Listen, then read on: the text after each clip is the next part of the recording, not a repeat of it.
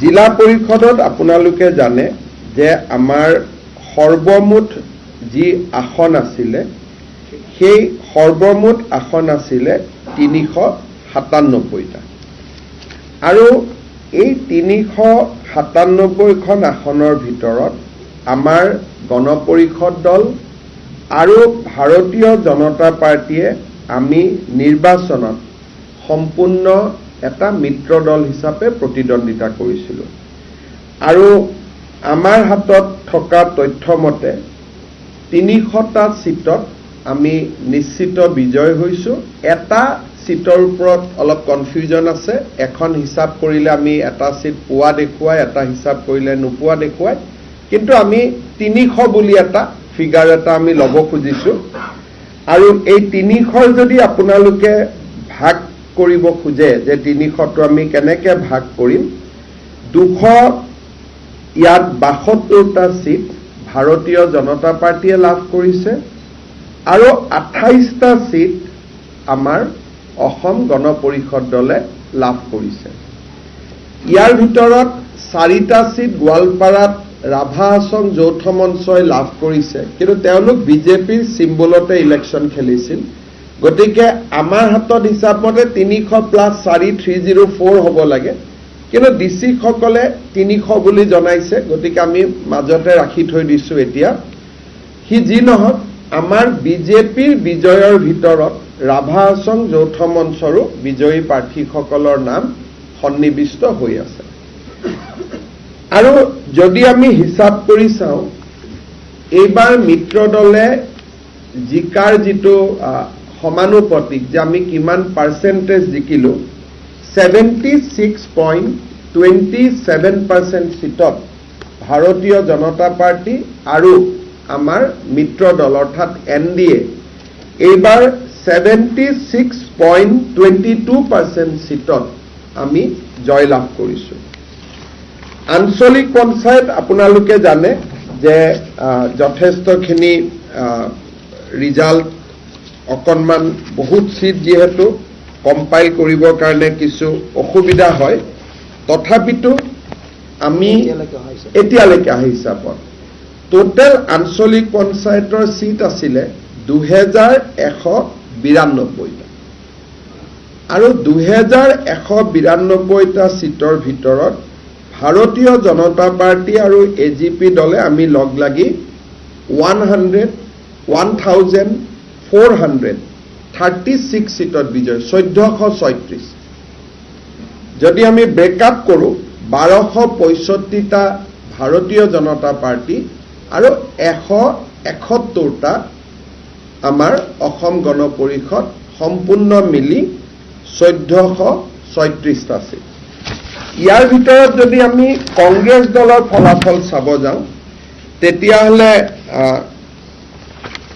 কংগ্ৰেছ দলে জিলা পৰিষদত আমাৰ হাতত কৰবাত এটা দুটা খেলিমেলি হ'ব পাৰে কংগ্ৰেছে আমাৰ হাতত পৰা তথ্য মতে 72টা সিটত জিকিছে আৰু 72টা সিট যদি আমি হিসাব কৰো ই মাত্ৰ 18% আমি 76.22 আৰু কংগ্ৰেছ দল অনলি 18% আৰু আঞ্চলিক পঞ্চায়তটো যদি আমি হিসাব কৰো তেতিয়াহলে কংগ্ৰেছ দলে আঞ্চলিক পঞ্চায়তত 21% সিট আৰু বিজেপি দলে আমি মিত্ৰ গোষ্ঠীৰ সৈতে লাভ কৰিছো 66%। এতিয়া এই ডেটাটোক যদি আমি যোৱা বছৰৰ পঞ্চায়ত নিৰ্বাচনৰ সৈতে অকনমান সামঞ্জস্য ৰাখিব খোজো যোৱাবাৰ বিজেপি আৰু এজিপি দলে যদি আমি একেবাৰে এনডিএ হিচাপে ক'ব যাওঁ বিজেপিয়ে অকলে লাভ কৰিছিল 50.48 আৰু এজিপি দলে লাভ কৰিছিল 4.52 যোৱাবাৰ ইলেকশ্যনত বিজেপি আৰু এজিপি দলৰ দুইটাৰ যদি আমি পাৰফৰমেন্সটো যোগ কৰি দিওঁ 55% আছিল আৰু যদি অকনমান আৰু চাব যায় বিজেপি আৰু এজিপি লগাই যোৱাবাৰ আমি 231টা সিট আমি পাইছিলোঁ 231 সো 231টা সিট 300 হ'লগৈ আৰু 55% 76% হ'লগৈ কংগ্ৰেছ দলৰ ইণ্টাৰেষ্টিং হ'ল যে যোৱাবাৰ কংগ্ৰেছ দলে 35% সিট জিকিছিলে অলমোষ্ট জিলা পৰিষদত আৰু 35%ৰ জায়গাত এইবাৰ তেওঁলোকে 18% জিকিলে যিটো আমি হাফত পুৰা হাফ বুলি নকৈ 36 হ'ব হাফৰ ওচৰে পাজৰে 18% আঞ্চলিক পঞ্চায়তত যোৱাবাৰ আমি লাভ কৰিছিলোঁ দুইটা দলে লগ লাগি ৰাফলি 52%। এইবাৰ আমি লাভ কৰিছোঁ 66%। আৰু যোৱাবাৰ আঞ্চলিক পঞ্চায়তত কংগ্ৰেছ দলৰ পাৰ্চেণ্টেজ আছিলে 35 আৰু এইবাৰ তেওঁলোকৰ নামি আহি হ'ল 21। তাৰমানে যদি বিশ্লেষণত চাই কংগ্ৰেছ দলে এই নিৰ্বাচনত তেওঁলোকৰ আগৰ বাৰৰ পঞ্চায়ত নিৰ্বাচনৰ তুলনাত আধা হ'ল 100% তেওঁলোকৰ কমি আহিলে আগত যদি 50 আছিলে 25 হ'ল তেওঁলোক আধা হ'ল আৰু প্ৰথমবাৰৰ বাবে আমি পঞ্চায়ত ইলেকশ্যনত জিলা পৰিষদত 75%তকৈ ওপৰত যাব পাৰিলোঁ।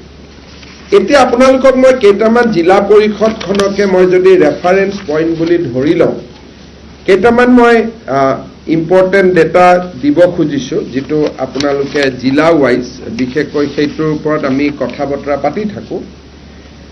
বজালী জিলাত 5খন আসন আছিলে 5খন আসনত আমি 4খন আসন আমি লাভ কৰিবলৈ পাইছিলোঁ।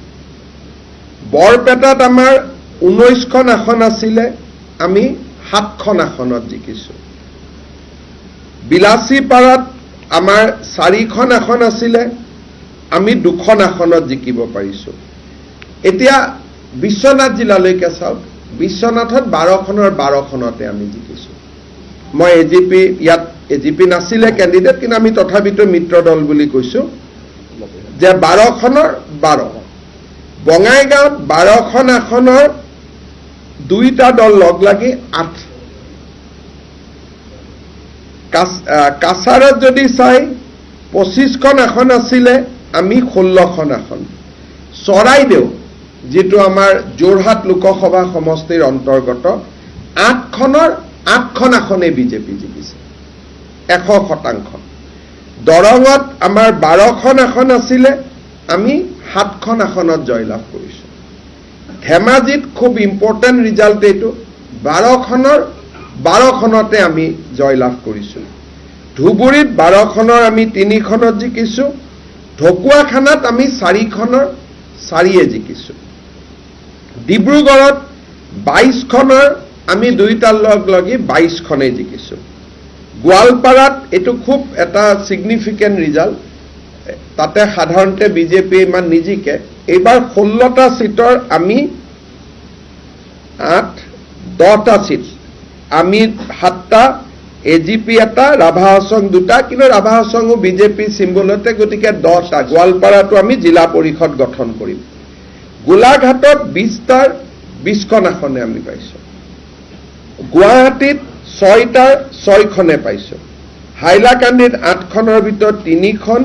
হোজাইত 12খনৰ ভিতৰত 7খন। যোৰহাটত খুব ইম্পৰ্টেণ্ট ৰিজাল্ট 16খনৰ 16খনে আমি পাইছোঁ। কলিয়াবৰত 8খনৰ আমি 8খনে পাইছোঁ। লখিমপুৰত আমি 15খনৰ 13খন পাইছোঁ। মাজুলীত 4ৰ ভিতৰত আমি 4 পাইছোঁ। মৰিগাঁৱত 12খনৰ ভিতৰত আমি 8খন পাইছোঁ। নগাঁৱত 19খনৰ ভিতৰত আমি 11খন পাইছোঁ। 6খন হ'ব ন 19ৰ ভিতৰত আমি 11খন পাইছোঁ। 19ৰ ভিতৰত 11খন 19খনৰ ভিতৰত 11খন তাতো জিলা পৰিষদ আমাৰ হ'ব। নলবাৰীত 12খনৰ ভিতৰত আমি 11খন পাইছোঁ। নৰ্থ কামৰূপত 12খনৰ 12খন। শ্ৰীভূমিত 16খনৰ 11খন। শিৱসাগৰত 12খনৰ 11খন আসনত আমি জয়লাভ কৰিছোঁ। আৰু শোণিতপুৰত আমি 20খনৰ শোণিতপুৰত আমি কিমান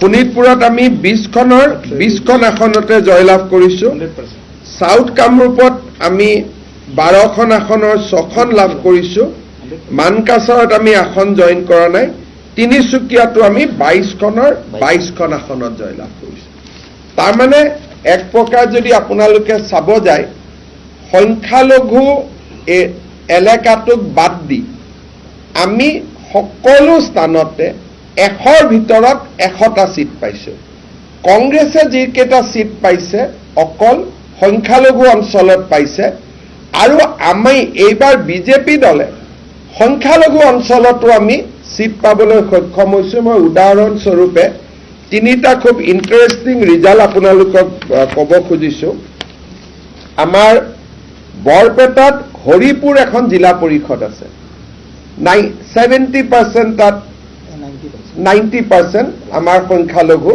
তাতে আমাৰ প্ৰাৰ্থী হাইদৰ আলী হুছেইন জয়লাভ কৰিছে তাৰপিছত আমাৰ নলবাৰীত বৰক্ষেত্ৰী চৰ বুলি এটা সিট আছে য'ত 100% সংখ্যালঘু তাতে আমাৰ প্ৰাৰ্থী আনোৱাৰা খাতুন জয়লাভ কৰিছে জলেশ্বৰ সমষ্টি য'ত আজিলৈকে বিজেপিয়ে আমি পদুম ফুল কাকো দেখুৱাবই পৰা নাছিলো জলেশ্বৰ সমষ্টিটো আমাৰ প্ৰাৰ্থী মেহেৰ জামাল হক জয়লাভ কৰিছে ই জলেশ্বৰ সমষ্টিৰো এটা অংগ তাৰ মানে 100 আমি 100 বুলি ক'লে ভুল হয় 90 বুলি কওক 85% কওক 90-85% থকা সংখ্যালঘু সিটো এইবাৰ আমি তিনিটা প্ৰথম খবৰ মতে 40% 45% সংখ্যালঘু থকাটো আমি বহুত সিট পাইছো কিন্তু 90% থকাও আমি তিনিটা সিট পাইছো আৰু এইটো এটা প্ৰাৰম্ভিক খবৰ এই খবৰটো হয়তো আৰু ভাল হ'ব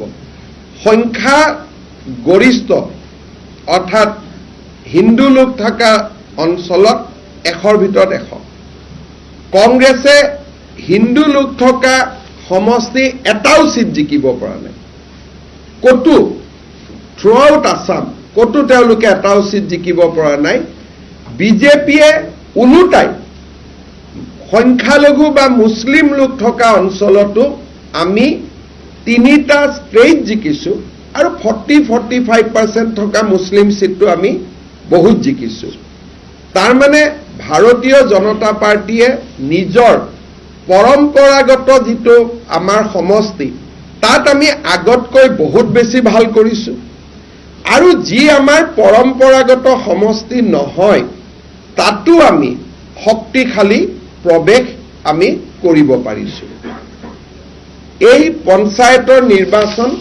ৰাজনীতি দৃষ্টিভংগীৰ ফালৰ পৰা বিশ্লেষণৰ ফালৰ পৰা এটা অভূতপূৰ্ব আমি বিজেপিয়ে ইমান সিট আশাও কৰা নাছিলো কাৰণ আমি সদায় কেতিয়াও যোৰহাটত আমি 100 পাম মাজুলীত 100ৰ ভিতৰত 100 পাম শিৱসাগৰত 99 পাম ডিব্ৰুগড়ত 100ৰ ভিতৰত 100 পাম তেনেকৈ আমি ভবাও নাছিলো সকলো জায়গাতে এটা দুটা সিট কৰবাত এৰি যাব বুলি আমি আশা কৰিছিলো কিন্তু ৰাইজে এইবাৰ আমাক য'ত আমি আশা কৰিছো তাতকৈ আমাক আশাতকৈ বেছি ভোট দিছে আৰু য'ত আশা কৰা নাই তাতো আমাক তেওঁলোকে যথেষ্ট মৰম সাদৰ দেখুৱাইছে সংখ্যালঘু এৰিয়াত আৰু এটা ডাঙৰ ডেটা পিছত আমি আপোনালোকক দিম কবাত আমি হাৰিছো যদিও সাবস্টেন্সিয়েল ভোট পাইছো ধৰক মই এটা সৰু উদাহৰণে দিওঁ হোজাই ধিং সামুগুৰি এইবিলাক সমষ্টিত এতিয়াতো সমষ্টিবিলাক বদলি গ'ল বদলি যোৱাৰ পিছতো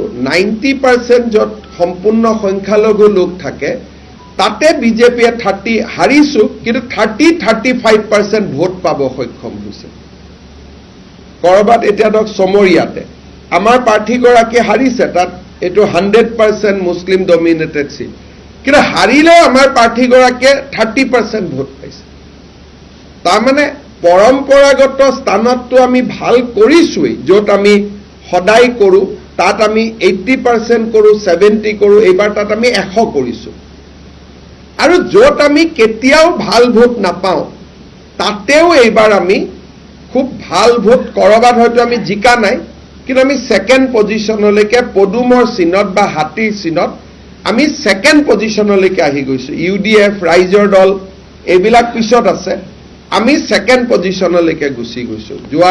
অহা কেইটামান দিন পিছত আমি পুৰা ডেটা পালে আপোনালোকক দিম যে সংখ্যালঘু চিট আমি ক'ত প্ৰথম পাৰিছোঁ, 3টাটো মই ক'লোৱে আৰু 1-2টা ওলাব। ছেকেণ্ড হোৱা বহুত সমষ্টি আছে য'ত নেকি আমি ছেকেণ্ড হ'ব পাৰিছোঁ, আৰু ছেকেণ্ড হ'বৰ কাৰণে টান। UDF আছে, ৰাইজৰ দল আছে, তথাপিতো আমি ছেকেণ্ড হৈছোঁ। আৰু য'ত সংখ্যাগৰিষ্ঠ অঞ্চলত আমি য'ত আগত 80 পাওঁ বা 75% পাওঁ, তাত এইবাৰ আমি 100লৈকে গৈছোঁ। লোকসভা নিৰ্বাচনতকৈ ভোট বহুত বাঢ়িছে। আৰু আপোনালোকে জানে, ধৰক মই এটা কাটিগড়া বুলি এটা চিট কওঁ, কাটিগড়া চিটত গোটেই জিলা পৰিষদত আমি 4000 ভোটত গোটেইকেইটা জিলা পৰিষদ মিলালে 4000 ভোটত আমি জিকিছোঁ। কিন্তু তাত বদৰপুৰ টাউন ভোট দিয়া নাই। বদৰপুৰ টাউনত আমি পৰম্পৰাগতভাৱে 25000 ভোট পাওঁ। তাৰমানে গাঁৱৰ লগত যেতিয়া ওচৰত থকা নগৰকেইখন আমাৰ যোগ কৰি দিয়ে, তেতিয়া আমাৰ মাৰ্জিনটো আৰু বহুত বাঢ়ি যায়। ধৰক ধুবুৰীত এতিয়া ইলেকশ্যন হৈছে, এইটো গাঁৱৰ ৰিজাল্ট। ধুবুৰী টাউনখন নাই। ধুবুৰী টাউনখন পৰম্পৰাগতভাৱে বিজেপিক সদায় আশীৰ্বাদ কৰে, বাঢ়ি যায়। এটা কামৰূপত মই এটা ৰিজাল্ট দিছোঁ আপোনালোকক, কামৰূপৰ ৰিজাল্টত গুৱাহাটী চিটিখন নাই। গতিকে চিটিখন অহাৰ লগে লগে ৰিজাল্টটো আৰু এম্প্লিফাই হয়। কাছাৰ জিলাৰ মই ৰিজাল্ট দিছোঁ, শিলচৰ টাউনখন নাই। নলবাৰী ৰিজাল্ট দিছোঁ, নলবাৰী টাউনখন নাই। বৰপেটা ৰিজাল্ট দিছোঁ, বৰপেটা টাউনখন নাই। গতিকে লগত যদি টাউনখন যোগ কৰি দিয়ে, কংগ্ৰেছৰ ভোট আৰু কমি যায় যদি বিধানসভা হিচাপত চাব খোজে।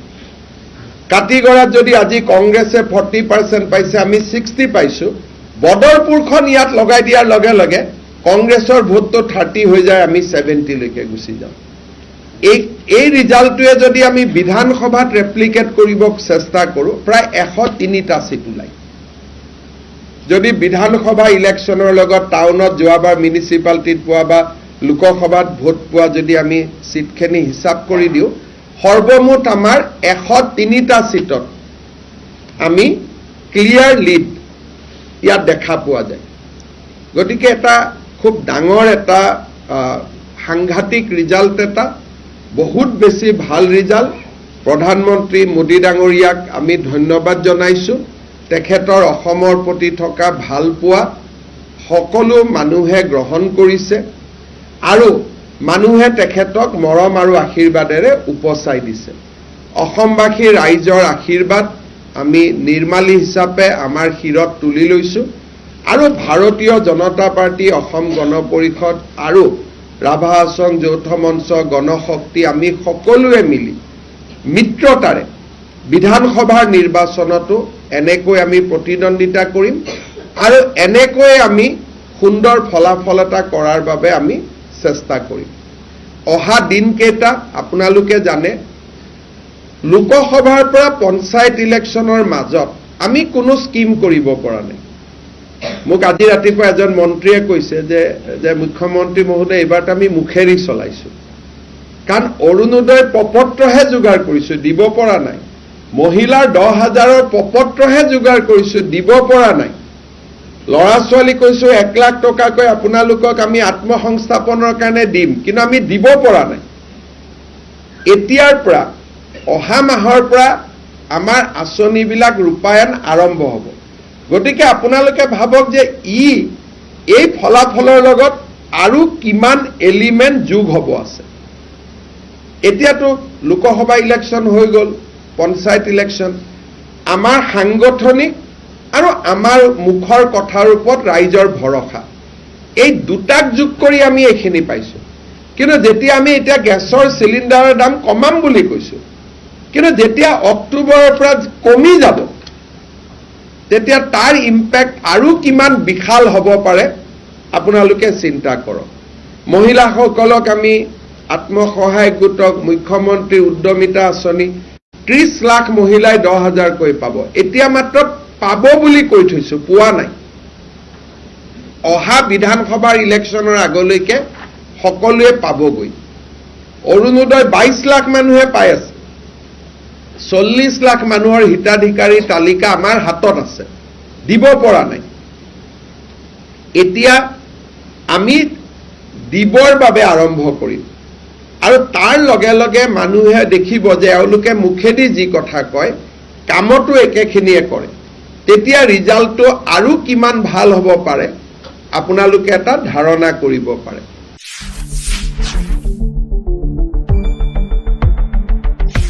শুদ্ধ আৰু বিস্তৃত বাতৰিৰ বাবে আহি আছে নিউজ ডেস্ক ৰিপোৰ্ট।